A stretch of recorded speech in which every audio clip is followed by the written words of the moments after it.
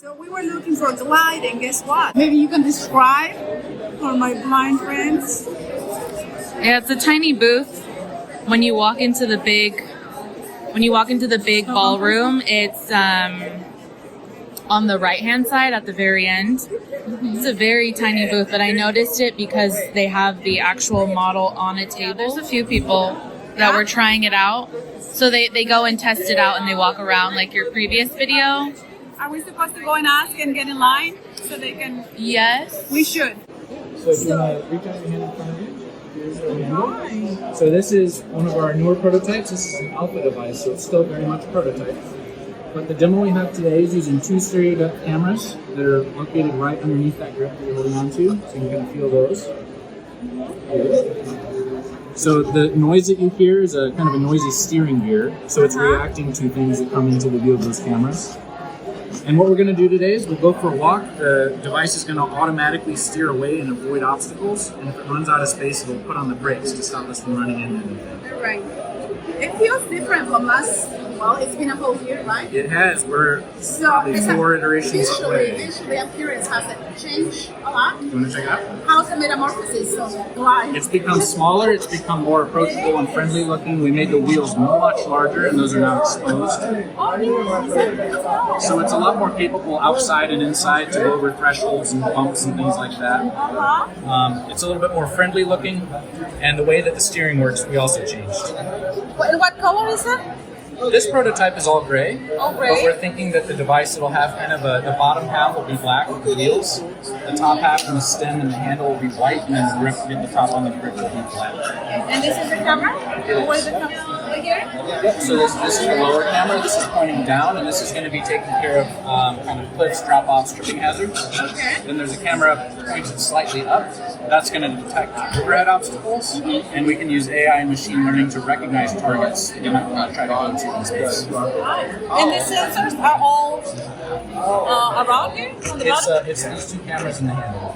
Okay. We do have the capability for ultrasonic, but we so far haven't seemed to need them. We're getting everything that we need out of those two cameras. And I'm still used to having been a Glide user for the longest time, so I guess I'm using my left hand because of that, but we can use either one. You can try either one, and just make sure that it's a little bit out in front, because if there is anything that comes in front of the camera, it will start to react to your hand or any other obstacles in front of you. So it doesn't matter which hand we use? Nope. Should I use it right or this one? Sometimes for guide dog users, we recommend the right hand, just to break the habits that you might have, because it's going to feel a little bit different. All right.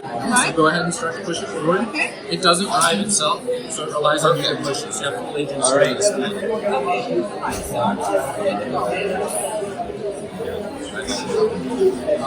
Anna begins using the Glide. It is a bit difficult and challenging as there were many people and many booths inside the ballroom, but as she approaches a trash can, the Glide stops.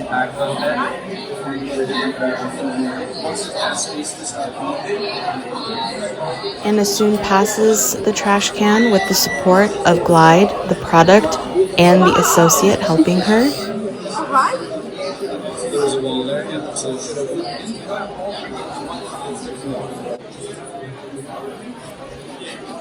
Anna continues to weave her way through the crowds as people stand in between her path.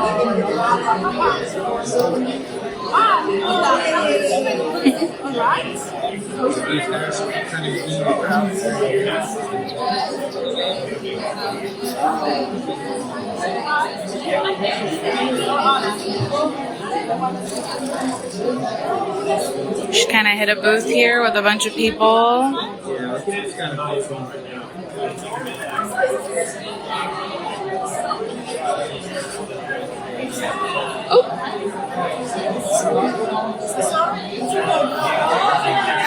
Gliding with independence?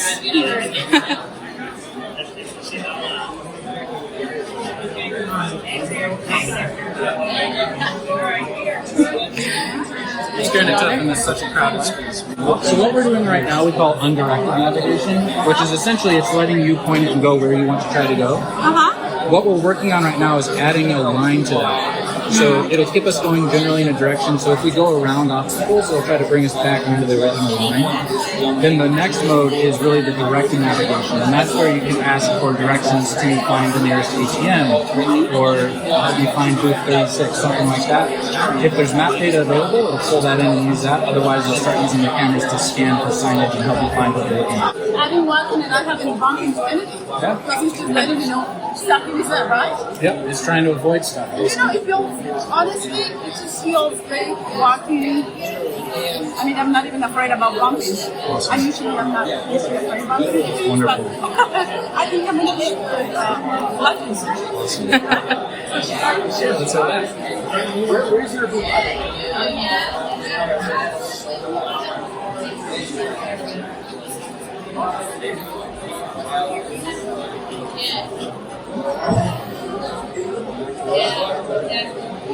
As Anna makes her way back to the glide station, she looks confident as she continues forward using the glide. Excuse me, sorry. I almost had a glide closing. They both to put on the brakes. So. Yeah, it feels great. Honestly, Yeah. it feels really good. It's really because this is the convention, right? So there are goods everywhere, people everywhere. So why is actually stopping? Notice how I didn't bump into anything, right? Right. I mean, you know I'm not doing so. Announcements. We're gonna find out from Kyle about the updates. But I do notice like the difference on how it looks. Also feels. I mean, I walk way more around than last year, but you just feel that freedom of just walking around.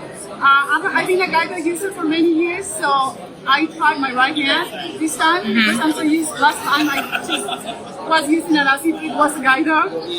And as you can tell, you can show it. You can just feel the sensors, just watching and see what's around.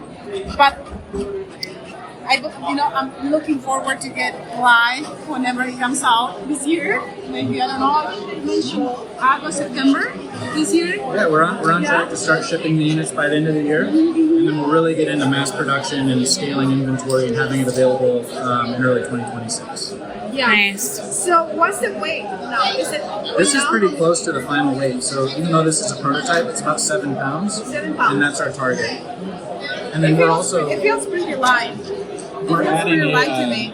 we're adding a second telescoping section. Right now it's pretty tall. So our goal is to be able to collapse it down to be able to fit in an overhead bin in an airplane. Oh, or that's underneath great. the table when you're in Wow. a restaurant. That was one of my questions when traveling. You know what is another question that I've been thinking and I never get to ask the question on Zoom? What's that? When we gather with all the blind and all the gliders, I hope that we don't get confused with the glide. Oh, which is which? Which is which? Yeah. Am I gonna have to make my little pink mark somewhere? You can bedazzle it for sure.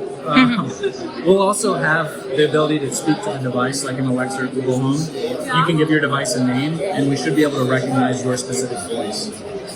Oh, that's great. You would want to ask that question, but you could say something like,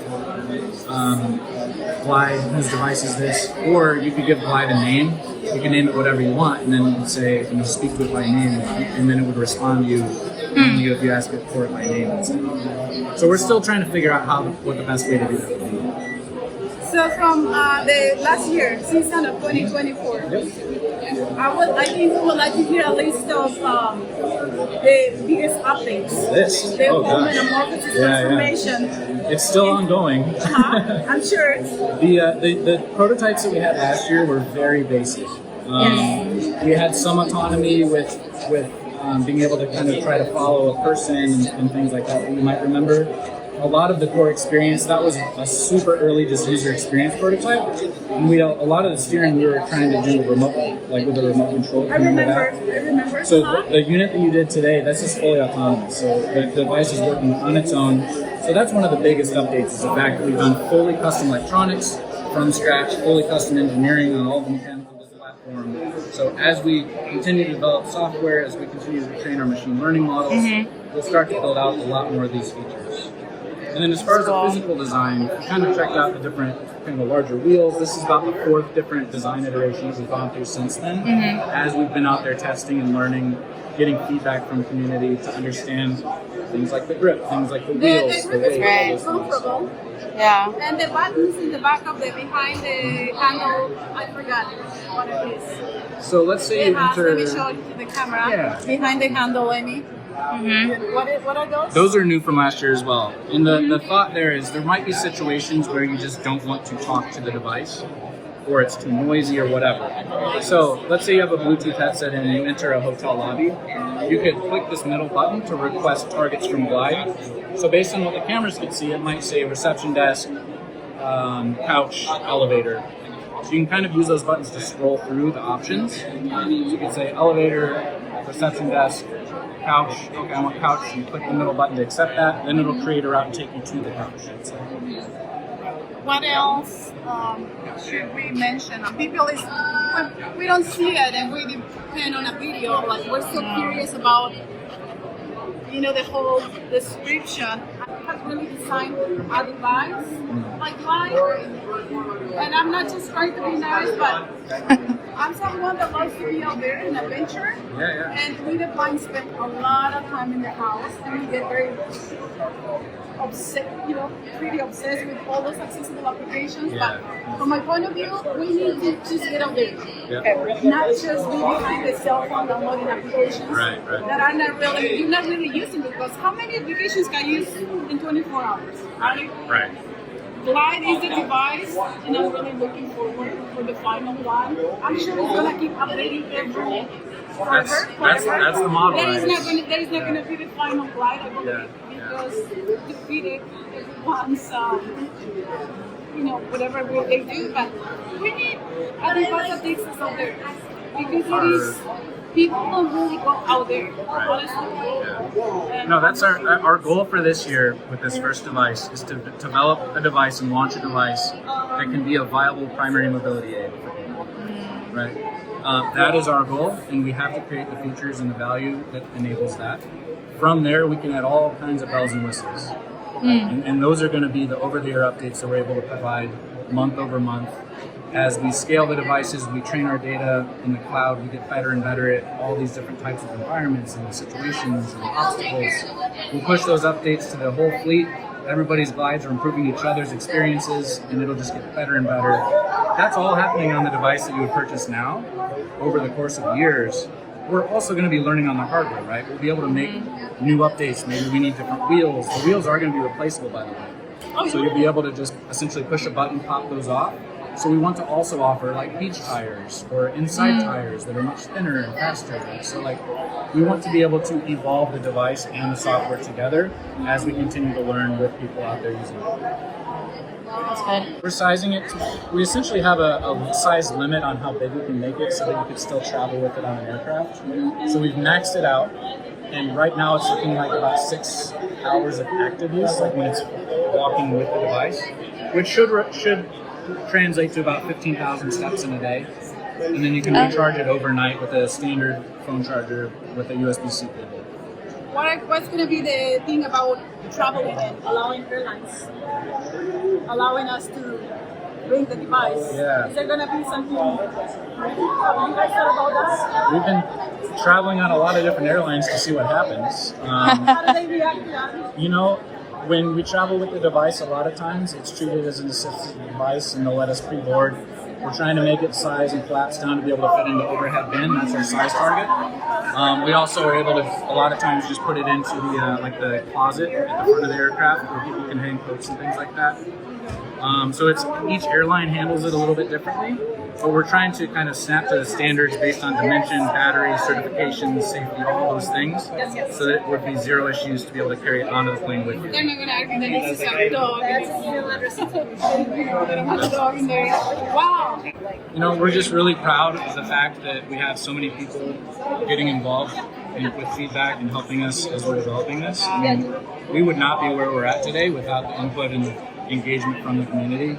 So we're just extremely appreciative of everyone for events like this and our demo days that have come out and given us feedback and told us the good, the bad, and the ugly, right? Because we only can improve if we hear the bad things too. So it's been an amazing journey so far, and we're just now where we're at. We're in the mode where we're executing. We're going to build the device. We have to finalize engineering and development. We're going to tool the parts that need tooled, make it as robust as possible so that we can deliver the product by the end of the day. And I posted my video last night from last year. Oh, nice. Believe it or not, in photos, because people keep asking and I go like, okay, now just do it. And then I can compare with the one, from 2025. And of course, there is always going to be resistance, right? From people. Oh, sure. And one of the questions on Facebook or comment right away is like, I'd rather use my cane besides for the price, whatever, right? Yeah, sure. What would you tell people that has that to How would you challenge that? how would or you like, challenge yeah. that opinion, or how would you convince my blind people out there that The wild thing that I didn't understand until I met Amos and got involved with Glidance is the fact that really only about 2% of blind people around the world have cane training and have proficiency with a white cane or have access to a guide dog. And so what that means is almost 98% of blind and low vision folks don't have a primary mobility aid. And so when we think about Glide and the opportunity that we have, we're not pricing it as a $10,000 Braille reader, like not going through the same distribution channels and requiring referrals and doctors and insurance.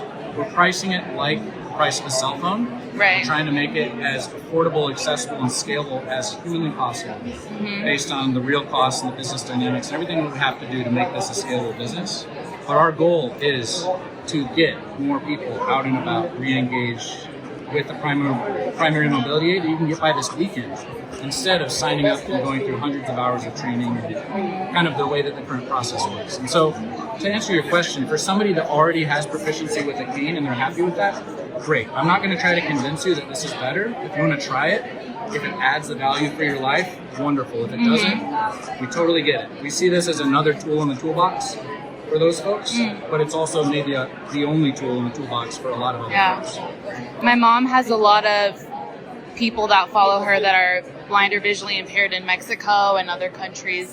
South America? Okay. Are you getting feedback just domestically, or is this something that you're looking at for other countries? Because in Mexico, the paths are not as smooth, and of course, the sidewalks are a lot smaller and compact. So, is that something that you're also looking at, or are you just doing that domestically and then going internationally? That's a great question. My mom has a ton of people from Mexico, as I said, in other countries. Okay. So they're always asking her, what about Mexico? Like, what about here and this and that? So we'd want to be able to promote that as well to other countries. So there's definitely an emphasis with kind of sales and marketing for a core domestic audience, but we are going to start seeding devices and collecting data and training models in other countries like Mexico, including Mexico, as soon as we can, starting 2026, 27. But we won't be able to really have a successful market launch until we understand the dynamics there, until we can train the models for those types of sidewalks, understand the distribution models, the pricing, how to really work with that market. So we're not trying to go out to every market all at once, because we don't think that would be a successful way for people to get customer service and interact in their environment. So it will be a slow process. But it's something that you're looking forward to doing in the future. Okay. We want this to be in every single country someday. Okay. Is the language English for now the main primary? We're going to launch with, our goal is to launch with English and Spanish. Okay. And then kind of expand and do more localization out from there. Wow. It's going to be ready maybe by the End of this year. Our goal, and we're still on track to be shipping the first units by the end of the year, and then we'll start to scale those early in 2026, get all the pre-orders fulfilled as quickly as possible, and then build up our inventory so that we can have it kind of on Amazon, let's say, and you can get it on Prime and be walking around your neighborhood again by the weekend. We're talking about the quality of life of blind people. Yes, 100%. Right? You can 98% of people live in the house. It's not healthy. The amazing thing is, we're attracting some of the top talent in the world who just want to come be a part of this and do something meaningful. Like Nicola, our chief technical officer, was the director of advanced development at iRobot. We've got people from Amazon leaving these powerful companies to come join our ragtag team of people who just want to make a difference. Right? And so, like, we're committed to this. We're going to launch it one way or another. And, you know, it's one of the most special companies I've ever been a part of. This is just, it's just different. And to let you know, because you probably really busy people need to, I know that with technology, we already know that with technology, you never get the end of whatever product, right? You just need to keep updating and updating and updating. It'll be continuous. As you're learning with the whole AI. So thank you so much, Kyle. Thank you, Anna. Good to meet you. All right.